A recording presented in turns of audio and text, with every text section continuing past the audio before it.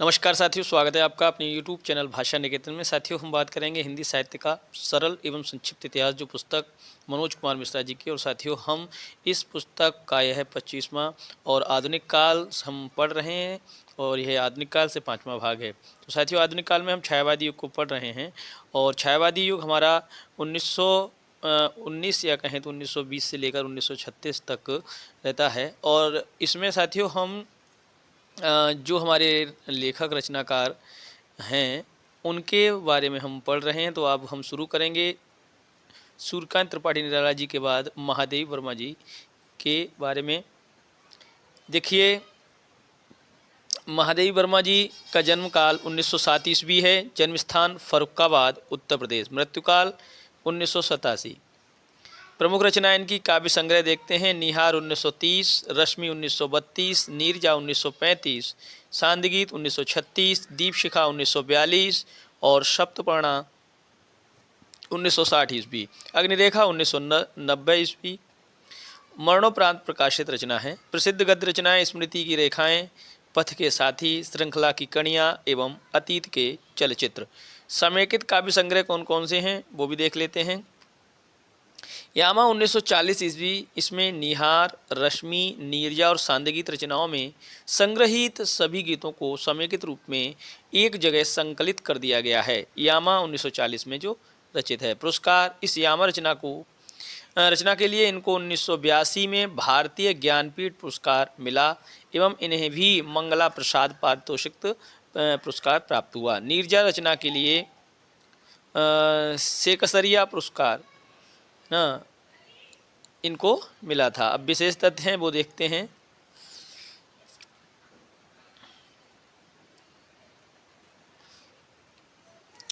ये आरंभ में ब्रजभाषा में कविता लिखती थीं, बाद में खड़ी बोली में लिखने लगीं एवं जल्दी ही इस क्षेत्र में प्रसिद्धि प्राप्त कर ली। इन्होंने चांद नामक पत्रिका का संपादन भी कराया था। हिंदी लेखकों की सहायतार्थ इन्होंने साहित्यकार संसद नामक एक ट्रस्ट संस्था की स्थापना की थी। इन्हें वेदना की कवित्री या आधुनिक युग की मीरा के नाम से पुकारा जाता है। ये प्रयाग महिला विद्यापीठ की प्रधानाचार्य या प्राचार्य रहीं। भारत सरकार द्वारा इनको पद्म भूषण से अलंकृत किया गया। इनके काव्य में अलौकिक विरह की प्रधानता देखी जाती है। इनका सप्तपर्णा काव्य संग्रह वैदिक संस्कृत के विविध काव्यांशों पर आधारित माना जाता है। महादेवी के भाव पक्ष के गंभीर्य व विचार पक्ष के औदात्य की भांति उनके काव्य का शैली पक्ष भी अत्यंत प्रौढ़ व सशक्त है। शब्दों पर उनका अद्भुत अधिकार रहा है। आचार्य रामचंद्र शुक्ल ने लिखा है, छायावादी कहे जाने वाले कवियों में महादेवी जी ही रहस्यवाद के भीतर रही हैं। इनके काव्य और जीवन दोनों की मूल टेक है। कीर का प्रिय आज पिंजर खोल दे, हो उठी है चंच छू कर तीलियाँ भी बीण स्वर, बंदनी स्पंदित व्यथा से सिहरता जड़ मौन पिंजर। इनके द्वारा रचित गीतों कविताओं की कुल संख्या 236 मानी जाती है। इनको धार्मिक ग्रंथों का ज्ञान अपनी धर्मपरायणा माता हेम रानी देवी से प्राप्त हुआ। 11 वर्ष की अल्पायु में इनका विवाह डॉक्टर रूप नारायण वर्मा के साथ हुआ। इन्होंने अपनी पहली कविता मात्र 7 वर्ष की अल्पायु में लिख डाली थी। विरह की प्रांजल अनुभूति, परिष्कृत चिंतन, काव्योचित गंभीरता और सौंदर्य शिल्प इनके काव्य की प्रमुख विशेषताएं मानी जा सकती हैं।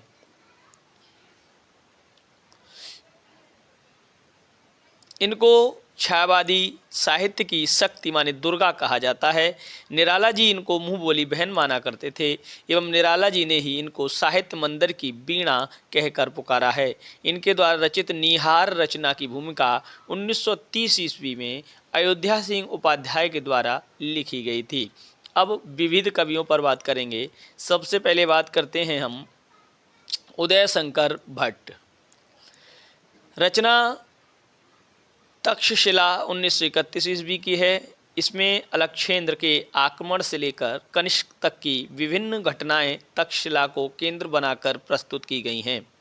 अन्य इनकी रचना राका 1931, विसर्जन 1936, मानसी 1935, अमृत 1939, युगदीप 1939, यथार्थ और एकला चलो रे विजय पथ 1948, अंतरदर्शन 1958।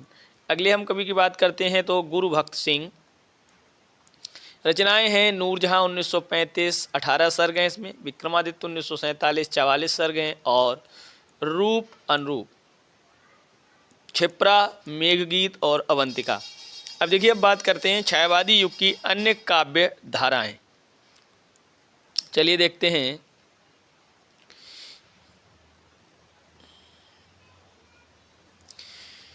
छायावादी युग में ही ऐसे भी कवि हुए हैं जिन्होंने छायावाद या रहस्यवाद की परंपरा से परे हटकर भी लेखन कार्य किया है। अतएव छायावादी युग में ही निम्न 3 स्वच्छंद धाराओं का विकास होना माना जा सकता है। व्यक्ति चेतना प्रधान काव्य धारा हालावाद 1933 से 36 ईस्वी तक। राष्ट्रीय चेतना प्रधान काव्य धारा राष्ट्रीय सांस्कृतिक कविता। समष्टि चेतना प्रधान काव्य धारा या समेकित काव्य धारा। तो इस प्रकार से हम कह सकते हैं निम्न 3 स्वच्छंद धाराओं के रूप में इसे विकसित किया गया है। व्यक्ति चेतना प्रधान काव्य धारा, राष्ट्रीय चेतना प्रधान काव्य धारा और समष्टि चेतना प्रधान काव्य धारा।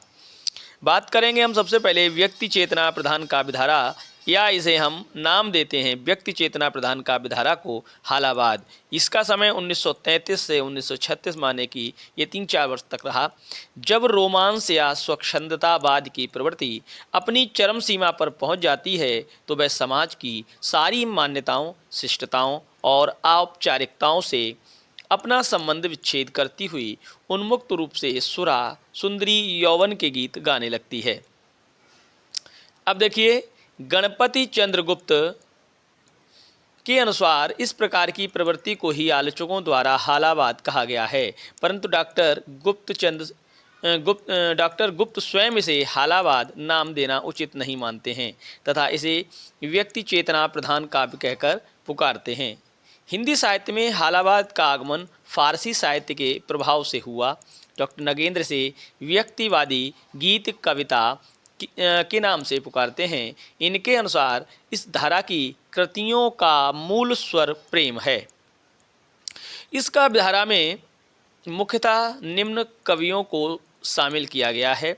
हालावाद में हरिवंश राय बच्चन, इनको प्रवर्तक कहा जाता है। उसके बाद भगवती चरण वर्मा, रामेश्वर शुक्लांचल, आरसी प्रसाद सिंह, नरेंद्र शर्मा, शंभुनाथ सिंह, हंस कुमार तिवारी, श्रीपाल सिंह क्षेम और देवराज दिनेश, माने कि ये 9 कवि हैं जो हालावाद से संबंधित हैं।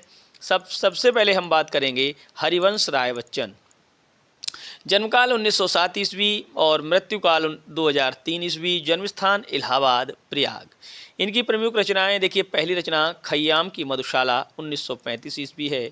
अनूदित रचना है। अंग्रेजी के प्रसिद्ध कवि फिट्जेराल्ड कृत अंग्रेजी अनुवाद के आधार पर अनुवाद किया। मधुशाला 1935, मधुबाला 1936, मधुकलश 1937, निशान मंत्रण 1938, एकांत संगीत 1939, प्रारंभिक रचनाएं 1943, आकुलंतर 1943, सतरंगिनी 1945, बंगाल का अकाल 1946, हलाहल 1946, सूत की माला 1948 और खादी के फूल 1948। तो ये इनकी प्रमुख रचनाओं के अलावा और भी हैं। मिलन यामिनी 1950, प्रणय पत्रिका 1955, त्रिभंगिमा 1961, 4 खेमे 64 खूंटे 1962, आरती और अंगारे, धार के इधर उधर, बुद्ध और नाचघर, जाल समेट, सोहम हंसहा 1981, 2 चट्टाने, ये गद्य रचना है इनकी। सर्वप्रथम इनकी कविता है तेरा हार इनकी पहली रचना है। अब देख लेते हैं कुछ विशेष तथ्य। बच्चन जी निम्न रचनाओं को छोड़कर अन्य सभी रचनाओं में यौवन, सौंदर्य एवं मस्ती के स्वर की अभिव्यक्ति हुई है। बंगाल का अकाल, सूत की माला, खादी के फूल, त्रिभंगिमा और 4 खेमे 64 खूंटे, इन सभी रचनाओं को छोड़कर इन्होंने अन्य जो रचनाएं उनमें यौवन, सौंदर्य, मस्ती के स्वर की अभिव्यक्ति की है। ये मूलतः आत्मानुभूति के कवि माने जाते हैं। इनको क्षयी रोमांस का कवि भी कहा जाता है। हिंदी साहित्य में इनको प्रबंध शिरोमणि की उपाधि प्राप्त हुई है। इनको हालावाद का प्रवर्तक माना जाता है। सन 1932 ईस्वी में इन्होंने अपना प्रारंभिक साहित्यिक जीवन पायोनियर के संवाददाता के रूप में प्रारंभ किया था। आप 1966 ईस्वी में राज्यसभा सदस्य मनोनीत किए गए थे। इनको 2 चट्टानें रचना के लिए 1968 ईस्वी में साहित्य अकादमी पुरस्कार भी मिला था। इनको हिंदी का बायरन भी कहा जाता है। अब हम बात करेंगे भगवती चरण वर्मा। जन्मकाल 1903 ईस्वी, जन्मस्थान ग्राम सफ़ीपुर, जिला उन्नाव, मृत्युकाल 1981। प्रमुख रचनाएं मधुकण 1932 ईस्वी, प्रेम संगीत 1937 ईस्वी, मानव 1940 ईस्वी, एक दिन, रंगों में मोह, चित्रलेखा 1934 ईस्वी उनका उपन्यास है, और सविनय और एक नाराज कविता 1984 ईस्वी। अब हम बात करेंगे विशेष तथ्य। इनकी कविताओं में कई प्रकार की प्रवृत्तियों का संगम मिलता है, यथा युगबोध, व्यक्तिक सुख दुख, हर्ष विषाद, आशा निराशा के साथ सामाजिक विद्रोह, निम्न वर्ग का पीड़ाबोध इत्यादि। मस्ती, आवेश एवं अहम इनकी कविताओं के केंद्र बिंदु माने जाते हैं। इनकी मधुकण रचना में माधुर्य एवं ओज से परिपूर्ण रचनाओं का संकलन किया गया है। प्रेम संगीत रचना में सौंदर्य, प्रेम, मिलन, विरह आदि की व्यंजना उन्मुक्त रूप में हुई है। मानव एवं रंगों से मोह रचनाओं में ये स्वच्छंदता से यथार्थ की ओर आते हुए दिखलाई पड़ते हैं। कुछ आलोचकों ने इन्हें नियतिवादी कवि भी माना है। मानव संग्रह की रचनाएं प्रगतिवाद से प्रभावित हैं। चली आ रही भैंसा गाड़ी जैसी प्रसिद्ध कविता इसी संग्रह में हैं। इनकी रचनाएं 1917 ईस्वी से ही प्रताप पत्र में प्रकाशित होने लगी थीं। हम दीवानों की क्या हस्ती है, आज यहाँ कल वहाँ चले गीत के लेखक भगवती चरण वर्मा माने जाते हैं। भूले बिसरे चित्र उपन्यास के लिए इनको 1961 में साहित्य अकादमी पुरस्कार प्राप्त हुआ। अगले कवि की हम बात करेंगे रामेश्वर शुक्ल अंचल।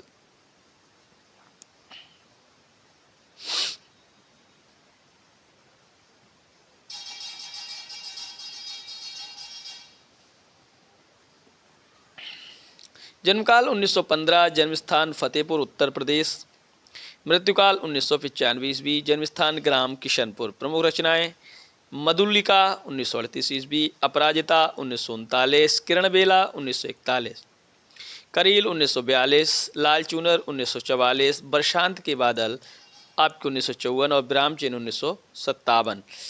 प्रमुख तथ्य क्या हैं वो देख लेते हैं। अंचल मूलतः प्रेम और रोमांस के कवि हैं, अतः इनके काव्य सौंदर्य, लालसा, यौन आवेग एवं प्रणयोन्माद की अभिव्यक्ति अत्यंत रूप में हुई है। नारी सौंदर्य का चित्रण इन्होंने रसिकतापूर्ण दृष्टि से किया है, जिसमें उपभोग की लालसा स्पष्ट रूप से मुखर है। ये institute of language and research Jabalpur में हिंदी के विभागा अध्यक्ष रहे। इनकी सामाजिक यथार्थ वाली रचनाओं में रूमानी संवेदना की प्रधानता दृष्टिगोचर होती है। इनकी पहली कविता 1935 में माधुरी पत्र में प्रकाशित हुई थी। ये हिंदी मासलवाद के प्रवर्तक माने जाते हैं। अब हम बात करेंगे आरसी प्रसाद सिंह, रामचंद्र प्रसाद सिंह। जन्म काल 1911, मृत्युकाल 1996 ईस्वी, और प्रमुख रचनाएं इनकी हैं कलापी 1938, संचयिता 1942, जीवन और यौवन 1944, नई दिशा 1944, पांच जन्य 1945, प्रेम गीत 1954 ईस्वी, और आरण्यक, द्वंद्व समास और चाणक्य शिखा, बदल रही है हवा, युद्ध अवश्यंभावी, आस्था का अग्निकुंड। विशेष तथ्य, इन्होंने अपनी रचनाओं में नारी को केंद्र रखकर उसके रूपाकर्ष, प्रेम, प्रेमजन्य उत्सुकता, निराशा, वेदना इत्यादि का चित्रण किया है। इनकी मैथिली भाषा की काव्य रचना सूर्यमुखी के लिए साहित्य अकादमी पुरस्कार भी इनको मिला। अब बात करेंगे नरेंद्र शर्मा। जन्मकाल 1913 ईस्वी है, मृत्युकाल 1989 ईस्वी। प्रमुख रचना है प्रभात फेरी 1938, प्रवासी के गीत 1938, पलाशवन 1939, शूल फूल, कर्णफूल, हंसमाला 1946, रक्तचंदन 1949, अग्निशस्त्र और कदलीवन। इसके अलावा और रचनाएं हैं इनकी उत्तरजय, द्रौपदी खंड काव्य, प्यासा निर्झर, मिट्टी और फूल, कामिनी 1942, अग्निशय 1951 ईस्वी, विशेषतः इन्होंने अपनी कविताओं में सामाजिक यथार्थ का चित्रण करते हुए सामाजिक विसंगतियों के विरुद्ध विद्रोह का प्रकट किया है। सुमित्रानंद पंत के साथ मिलकर इन्होंने रूपाभ पत्रिका का संपादन किया था। उत्तरजय काव्य को स्वयं कवि ने गाथा काव्य कहकर पुकारा है। हंस कुमार तिवारी, जन्मकाल 1918, प्रमुख रचनाएं रिमझिम 1941 और अनागत 1949। श्रीपाल सिंह छेम, जन्मकाल 1922, प्रमुख रचनाएं इनकी जीवन तरी 1953 और नीलम ज्योति और संघर्ष 1955। देवराज दिनेश, जन्मकाल 1923, प्रमुख रचनाएं अंतर्गीत, पुरवैया के नूपुर। गोपाल सिंह नेपाली, जन्मकाल 1913, मृत्युकाल 1963 और प्रमुख रचनाएं पंछी 1934, उमंग 1934, रागनी 1935, पंचमी 1942, रिमझिम, नवीन, कल्पना, आंचल और हमारी राष्ट्रवाणी।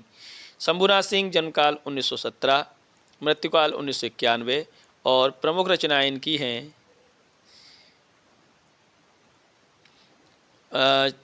रूप रश्मि, छायालोक, उदयाचल, दिवालोक, मनवंतर, प्रगतिवादी काव्य, समय की शिला पर, दर्द जहां नीला है। अब देखिए हम बात करेंगे राष्ट्रीय चेतना प्रधान काव्यधारा। छायावादी युग की जिन कविताओं में देश प्रेम, स्वातंत्र्य भावना एवं राष्ट्रीयता की अभिव्यक्ति प्रमुख रूप में हुई है, उन्हें राष्ट्रीय चेतना प्रधान काव्यधारा अथवा राष्ट्रीय सांस्कृतिक काव्यता के नाम से जाना जाता है।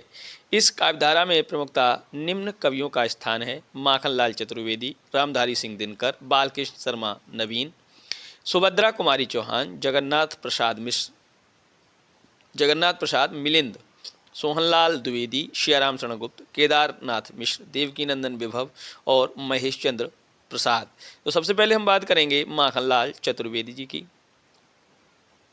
जो राष्ट्रीय सांस्कृतिक कविता के प्रमुख कवि हैं। इनमें से तो देखते हैं।